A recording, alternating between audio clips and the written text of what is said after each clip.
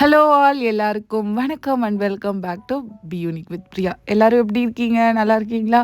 நாங்களுமே ரொம்ப ரொம்ப நல்லா இருக்கோங்க. வாங்க ஒரு வீக் ஃபுல்லாக என்னென்ன நடந்துச்சு அப்படின்றத பார்க்கலாமா? மனம் போன போக்கிலே போகலாமா அப்படின்ற மாதிரி யாமினி இந்த பேர் நிறைய பேருக்கு தெரியும்னு நினைக்கிறேன். எல்லாருக்குமே பாஸ்ட்டில் ஒரு ட்ராமாஸ் இருக்கும், ப்ரெசண்ட்டில் ஒரு ட்ராமாஸ் இருக்கும், அதுவும் நம்மளை சுற்றி இருக்கிறவங்களாலேயே. ஸோ இந்த மனசு பார்த்திங்கன்னா அதை பற்றி மறக்கவே முடியாமல் டெய்லியும் அதையே பற்றி நினச்சிக்கிட்டே நம்ம இப்படிலாம் அவங்களுக்கு பண்ணோமே, இப்படிலாம் அவங்க மேலே பாசம் வச்சுருந்தோமே, நம்மளை கடைசியில் இந்த மாதிரிலாம் பேசிட்டாங்களே, இப்படிலாம் பண்ணிட்டாங்களே அப்படின்னு நம்மளுக்கு தோண தான் செய்யும். ஸோ இதையே நினச்சிட்டு இருந்தோம்னு வச்சுக்கோங்க, நம்மளோட ஃப்யூச்சரில் இருக்க அந்த குட்டி குட்டி சந்தோஷம் அதை கண்டிப்பாக மிஸ் பண்ணிவிடுவோம். ஒரே சர்க்கிள்குள்ளேயே சுற்றிட்டு இருக்க மாதிரி இருக்கும். அந்த மாதிரி ஒரு பர்சன் தாங்க நீயா நானால ஒரு பொண்ணை பார்த்தேன், யாமினி அப்படின்ட்டு. பயங்கரமாக பேசியிருந்தாங்க. நிஜமாவே அந்த பொண்ணை பார்க்கும்போது ரொம்ப பாவமாக இருந்துச்சு. பல சுச்சுவேஷன்ஸில் நம்மளுமே அந்த மாதிரி இடத்துல இருந்திருப்போம். ஏன்னா ஒருத்தவங்க மேலே நம்ம உண்மையான லவ், அந்த கேர் அதெல்லாமே கொடுத்துருப்போம். அவங்க திருப்பி நம்மளுக்கு சூப்பராக செஞ்சு விட்டுருப்பாங்க.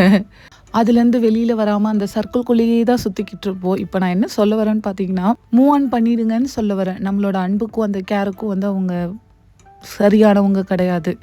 ரீசெண்டாக ஒரு கோட்ஸும் படித்தேன். கடவுள் வந்து நம்மளோட லைஃப்லேருந்து ஒருத்தவங்களை எடுக்கிறாங்கன்னு பார்த்தீங்கன்னா, நம்ம கேட்காத ஏதோ ஒன்றத்தை கடவுள் கேட்டிருப்பது. அதாவது நம்மளை பற்றி அவங்க ஏதாவது பேசியிருப்பாங்க, ஏதாவது நம்மளுக்காக ஆப்போசிட்டாக பண்ணியிருந்திருப்பாங்க. ஸோ அது கடவுளுக்கே பிடிக்காததுனால தான் வந்து அவங்கள வந்து நம்மளோட லைஃப்லேருந்து அழகாக தூக்கி வெளியில் போட்டுட்டாரு. ஸோ அதனால தான் நம்மளை விட்டு பிரிக்க வச்சிட்டாரு அப்படின்ற மாதிரி படிச்சிருந்தேன். சூப்பராக இருந்துச்சு. ஸோ அந்த மாதிரி தாங்க, ஈஸியாக மூவ் ஆன் ஆகிடுங்க. அதையே பற்றி நினச்சிட்டு ஒரு இடத்துல கூனி குறுகி உக்காந்துடாதீங்க. அவங்களுக்கு ஒரு காலம் வரும்போது நம்மளுக்கும் ஒரு காலம் சூப்பராகவே வருங்க. அவ்வளோ ஒர்த்தும் இல்லைங்க. அவங்க நம்மளை வேணான்னு சொல்லிட்டு போகிறவங்க இதை விட சூப்பராக ஒருத்தவங்க கிட்ட பயங்கரமாக அடி இடிகள் ஏமாற்றங்களெல்லாம் சந்திப்பாங்கன்னு வச்சுக்கோங்களேன். அப்புறம் தான் நம்மளை பற்றி அவங்களுக்கு எல்லாம் புரியும். திரும்பி வரும்போது ஆனால் அவங்கள சேர்த்துக்காதீங்க. இது எப்படி தெரியுமா இருக்குது? ஒரு விஷப்பாம்பு நம்மளை கொத்திட்டு, ஐயோ நான் உங்களை தெரியாமல் கொத்திட்டேன், நான் கொத்தினா விஷம் வரும்னே எனக்கு தெரியாது அப்படின்ற மாதிரி இருக்கும். நம்ம தாங்க பழகிக்கணும். இந்த யாமினி பொண்ணை பார்க்கும்போது தான் எனக்கு இப்படிலாம் பேசணும்னு தோணுது. யாமினி, நீ சீக்கிரமாக மாறிடணும். அந்த பர்சன் திரும்பி உன் லைஃப்பில் வந்தால் கூட நீ சேர்த்துக்கவே கூடாது. இதுக்கப்புறம் நீ ஒரு புது லைஃப்பை கொண்டு போகணும். சரி வாங்க, யாமினியோட ஸ்டோரி முடிஞ்சிருச்சு. இப்போ நம்மளோட ஸ்டோரியை ஸ்டார்ட் பண்ணுவோமா? இந்த வீக்கெண்ட் ஃபுல்லாக என்னென்ன பண்ணியிருந்தோன்னு பார்த்தீங்கன்னா, எங்கள் அண்ணன் வேறு பாசமாக அவங்கவுங்க வீட்டு வாசலில் விசில் கோலம் போடுங்க அப்படின்னு சொல்லிட்டாங்களா. ஸோ நம்ம வீட்டு வாசலில் விசில் கோலம் போட்டாச்சு, கொடி வரைஞ்சாச்சு. ஓட்டும் பார்த்திங்கன்னா எல்லோரும் பயங்கரமாக போட்டிருக்கீங்கன்னு சொல்லியிருக்காங்க. நாங்களும் மே மாதம் 4ஆம் தேதிக்கு வெயிட்டிங்க. ரொம்ப க்யூரியஸாக இருக்குது, ரொம்ப எக்ஸைட்மெண்ட்டாக இருக்குது. அந்த நாள் கண்ணை மூடி கண்ணை திறக்கிற அடுத்த நாளே வந்துடக்கூடாதுன்னு கூட தோணுதுங்க. அப்புறம் பார்த்திங்கன்னா நம்மளோட யூஏஇயில் வந்து பேக் டு நார்மல் எல்லா இடத்துலையும் ஆயிடுச்சுங்க. பழைய யூஏஇ திரும்பி வந்துருச்சு. அது மாதிரி பாப்பாவுக்கும் பார்த்திங்கன்னா ஸ்கூல் ரீஓப்பன் டேட் சொல்லிட்டாங்க. அப்புறம் வந்து புக்கெல்லாம் வந்து கலெக்ட் பண்ணிக்க சொல்லியிருந்தாங்க. அது நான் மட்டும் போய் புக்கெல்லாம் கலெக்ட் பண்ணிட்டு வந்திருந்தேன். குழந்தைங்கள கூப்பிட்டு வர வேணான்னு சொல்லியிருந்தாங்க. நம்மளோட விளாக் பார்க்குற எல்லாருக்கும் தெரியும், கடைசி நேரத்தில் தான் நம்ம எல்லாத்தையும் ப்ரிப்பேர் பண்ணி அனுப்புவோம். அதே போல் பார்த்திங்கன்னா அடுத்த நாள் பாப்பாவுக்கு ஸ்கூல் ஓப்பன் பண்ண போகிறாங்க. நாங்கள் அன்றைக்கி நைட்டு தான் பார்த்திங்கன்னா ஸ்கூல் புக்கெல்லாம் வந்து அட்டை போட்டு வச்சுட்ருந்தோம். அதுக்கப்புறம் ஒரு பேட்ச் மாதிரி பண்ணி அனுப்ப சொல்லியிருந்தாங்க ஃபஸ்ட் டே ஸ்கூலுக்குன்ட்டு. அதனால் நானும் பாப்பாவும் பார்த்திங்கன்னா சும்மா ஏதாவது நம்மளுக்கு தெரிஞ்சதை பண்ணுவோன்னு இந்த மாதிரி பண்ணி நம்மளோட டிவிக்கு கொடி கலர் வந்து அடிச்சிருந்தோம். நான் தான் பயங்கரமான தீவிர ரசிகைன்னு பார்த்தா என் பொண்ணு அதுக்கு மேலே இருக்காங்கங்க. விஜய் மாமா அப்படின்னு சொல்லிட்டு.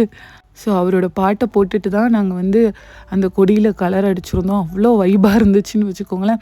அப்புறம் நைட்டு மாங்குன்னு உட்காந்து இந்த அட்டையெல்லாம் போட்டு முடிச்சுட்டு, நம்ம ஊரில் இருக்க மாதிரி இந்த நார்மல் ப்ரௌன் ஷீட்டுன்னா 1 மணி நேரத்தில் நான் ஒரு 50 புக்காத அட்டை போட்டுருவோம். ஆனால் இங்கே கொடுக்குறது பார்த்திங்கன்னா ஒரு மாதிரி அந்த கவர் மாதிரி கொடுக்குறாங்க. அதை வந்து அட்டை போடுறது ரொம்ப ரொம்ப கஷ்டமாக இருக்கும்.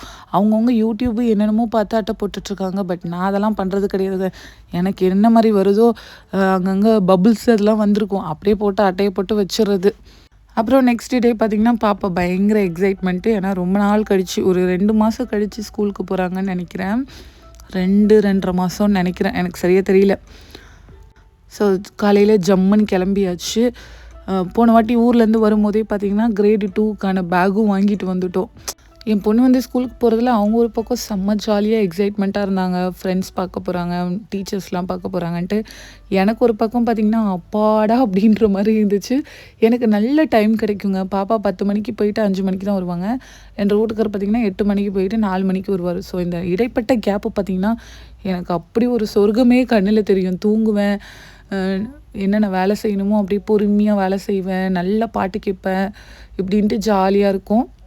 ஸோ அந்த மாதிரி அந்த நாள் தான் திரும்பி வந்துருச்சு. வீட்டுக்கு வந்துட்டு பார்த்திங்கன்னா தேர்தல் இன்னும் ஒரு 2-3 நாளில் நடக்க போகுது. அதனால் இந்த கருத்து கணிப்புலாம் இருப்பாங்களே, அதான் கடுப்பு கணிப்புன்னு கூட சொன்னார் நம்ம தலைவர். ஸோ அதுதான் நியூஸ் வச்சுட்டு அன்றைக்கான சமையல் வந்து ரெடி பண்ணிகிட்டு இருந்தேன். சங்கரா மீன் பார்த்திங்கன்னா 2 கிலோக்குன்ட்டு எப்படி ஒரு 10-15 மீன் இருக்குங்க. நம்ம ஃபிஷ் மார்க்கெட்லேருந்து வாங்கிட்டு வந்துருந்தோம். செம்ம ஃப்ரெஷ்ஷு, சூப்பர் டேஸ்ட்டாக இருந்துச்சுங்க. ஸோ கொஞ்சம் மீன் எடுத்து வச்சுட்டு கொஞ்சம் மீன் தான் வந்து ஃப்ரை பண்ணியிருந்தேன். நல்லா மாங்காய், கத்திரிக்காய் எல்லாம் போட்டு சூப்பராக ஒரு புளி குழம்பு மாதிரி வச்சுட்டு, மீன் குழம்பு மாதிரி வச்சுட்டு, ரைஸ் வச்சுட்டு அன்றைய லஞ்சை வந்து ரெடி பண்ணி வச்சாச்சு. அப்புறம் இவங்க 2 பேரும் ஸ்கூல் அண்ட் ஆஃபீஸ் விட்டு வந்துட்டு சாப்பிட்டெல்லாம் முடிச்சுட்டு ஈவினிங் போல் பார்த்திங்கன்னா சும்மா வந்து பீச் வரைக்கும் போயிருந்தோம். ரொம்ப நாள் ஆயிடுச்சு. ஏன்னா நடுவில் இந்த ஒர்க் ஃப்ரம் ஹோமு, அப்புறம் ஸ்கூலும் இல்லை, ஆன்லைன் கிளாஸில் இருந்ததுனால அப்படியே வீட்டிலே டைம் ஓடிடுச்சு. ஸோ இப்போ வந்து கொஞ்சம் பேக் டு நார்மல் வந்துருச்சுல்ல. ஸோ அதனால் பீச்லாம் போய் ரொம்ப நாள் ஆகுதுன்ட்டு அப்புறம் அன்றைக்கி பீச் தான் போயிருந்தோம். போகிற வழியிலே வந்து ஃபலாஃபில்லாம் வாங்கிட்டு போய் அங்கெல்லாம் சாப்பிட்டுட்டு வீட்டுக்கு வந்தாச்சுங்க. அடுத்த நாள் பார்த்திங்கன்னா நம்ம ஊரில் வந்து தேர்தலுங்க. அதுவும் இல்லாமல் நிறைய பேருக்கு பஸ்ஸுலாம் கிடைக்கலன்னு வேறு நைட்லேருந்தே வந்து இன்ஸ்டாகிராம், யூடியூப்னு எதை திறந்தாலும் நியூஸ் போட்டுக்கிட்டே இருக்கிறாங்க. எனக்கு வந்து பக்குன்னு இருக்குது. ஐயோ எல்லோரும் போய் கண்டிப்பாக டிவி கேக்கு போட்டுடணும் அப்படின்ட்டு. இத்தனைக்கு வந்து நான் பாண்டிச்சேரிங்க. அவர் பாண்டிச்சேரியில் ஜெயிக்கிறத விட தமிழ்நாட்டில் ஜெயிக்கிறது தானே பயங்கர இது. ஸோ காலையில் 6 மணிக்கு டிவியை போட்டதுங்க. சாயங்காலம் அந்த 6 மணிக்கு அந்த தேர்தல் வாக்கு எல்லாம் முடிஞ்சு எல்லாத்தையும் க்ளோஸ் பண்ணுற வரைக்கும் ஃபுல்லாக நியூஸ் தான் பார்த்துட்டு இருந்தோன்னு வச்சுக்கோங்களேன். மே 4ஆம் தேதி வர வரைக்கும் பக்குன்னு தாங்க இருக்குது. என்ன நடக்க போகுதுன்னு தெரியல. கடவுள் தான் காப்பாற்றணும். கண்டிப்பாக டிவிக்கே வந்துடணும். 100% நம்பிக்கை இருக்குது, டிவிக்கே கண்டிப்பாக வந்துடும் அப்படின்ட்டு. ஆட்சிக்கு யாரெல்லாம் டிவிக்கு ஓட்டு போட்டிங்க அப்படின்றது நம்ம இன்ஸ்டாகிராமில் வந்து எனக்கு மெசேஜ் பண்ணுங்கள். அதுக்கப்புறம் நெக்ஸ்ட் டே பார்த்திங்கன்னா நாங்கள் எங்கே கிளம்பி போகிறோன்னா, எங்கள் ஃப்ரெண்டோட குழந்தைக்கு வந்து பர்த்டே. ஸோ அதனால் பார்க்கில் தான் வந்து செலிப்ரேட் பண்ணலான்ட்டு, நம்ம வீட்டுக்கு பக்கத்துலேயே தான் இருக்குது இந்த பார்க்கு. ஸோ அங்கே தாங்க வந்து கிளம்பி போயிருந்தோம். ரோலா பார்க்கில் தாங்க பார்ட்டி அரேஞ்ச் பண்ணியிருந்தாங்க. செம்மையாக என்ஜாய் பண்ணியிருந்தோம். ஜாலியாக இருந்துச்சு. அழகாக கேக்லாம் வெட்டிட்டு, KFC எல்லாம் சாப்பிட்டுட்டு, அதுக்கப்புறம் குழந்தைங்களோட விளையாடிட்டு, அப்புறம் ஃப்ரெண்ட்ஸ் அண்ட் ஃபேமிலிஸ் கூட பேசிட்டு ஜாலியாக இருந்துச்சு.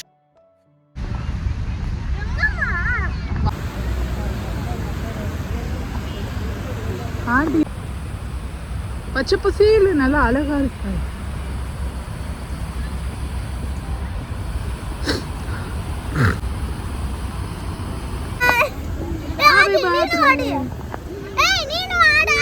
இதையும் போடுங்க. இங்க வாங்க. நிக்க மாட்டதா? Happy birthday to the happy girl. ஐ தூக்குங்க. Happy girl. Okay. Happy birthday. Happy birthday to happy birthday. Happy birthday to the happy girl. Happy birthday.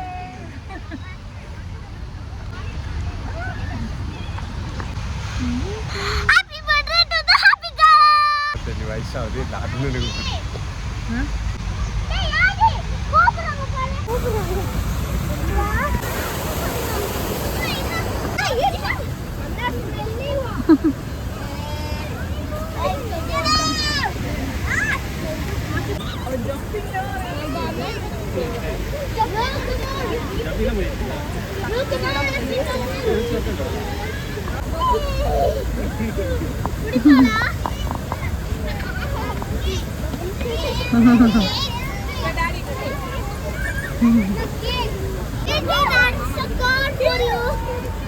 இங்க வர அம்மா பாரு. ஆராத்யா